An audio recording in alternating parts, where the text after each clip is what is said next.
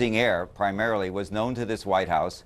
And I will tell you also to the State Department. They both had different reasons, the State Department and the White House, for wanting Israel to do it, encouraging them to do it, supporting them. Our Air Force worked very closely with the Israeli Air Force for months before this, not necessarily with a deadline, knowing when it would happen. It was always going to be whenever there was an incident, they would take advantage of an incident. The word I used was fortunate timing. When Hezbollah grabbed some of the Israeli soldiers in early July, that was then a pretext, I think that's the only word, for a major offensive that had been in the works a long time. The State Department always viewed what Israel was going to do, Condi Rice and her colleagues, as a way to stabilize. Going after Hezbollah would stabilize the Lebanese government and give them a chance on the 1559 to take control. The White House, I write in this article, talking about specifically about Cheney's office, sort of center for the neocons, their view was different. Israel's attack on Hezbollah was going to be sort of a model, prototype. That is a lot of air against a dug-in underground facility. You know, everything in southern Lebanon that Hezbollah had was underground. For them, it was going to be a test run for the bombing and the attack they really want to do, probably next year if they can. I'm not saying they've decided, but they want to go after Iran. And Iran, of course, the Persians have been dug in since, what, the 11th century. So we know it's a tough call.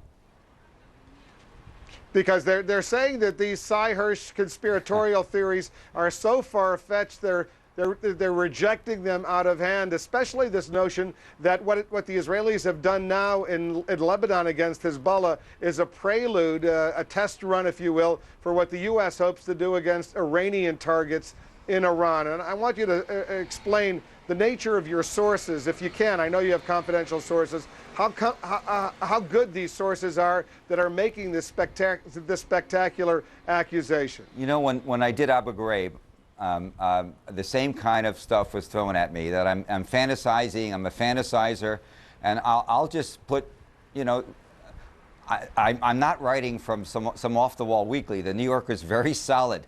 The editors of the New Yorker, my editor Dave Remnick and others, know who my sources are.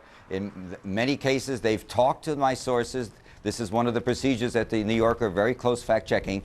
It's not about their denying what I'm saying. It's about what these people have said to me. These are people inside, very much inside, who are very concerned about the policy. And something else that was in the story is that this White House will find a way to view what happened with the Israelis against Hezbollah as a victory. And they'll find a way to see it as a positive for any planning that is going on towards Iran. I'm not saying Iran's a done deal. What I'm saying is the idea fixé about Iran is almost as it was about in the first couple of years after 9/11 in the White House as about Iraq.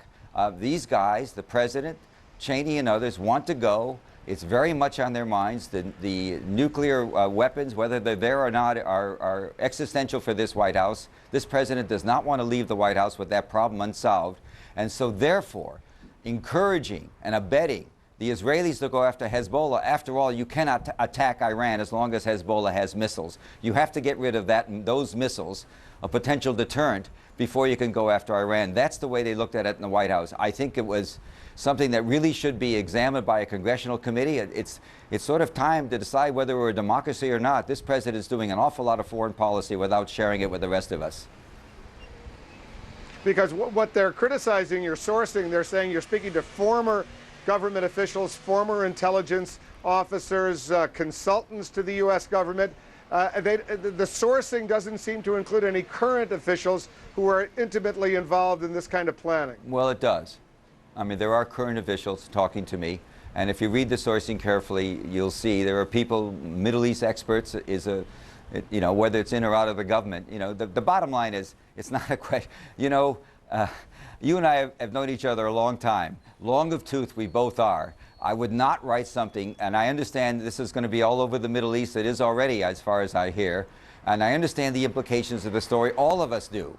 And nobody's suggesting that Israel wouldn't have done what it did without the Americans. Israeli didn't need the White House to go after Hezbollah, but it's the idea that they got tremendous amount of support from this White House. That's the idea I'm trying to...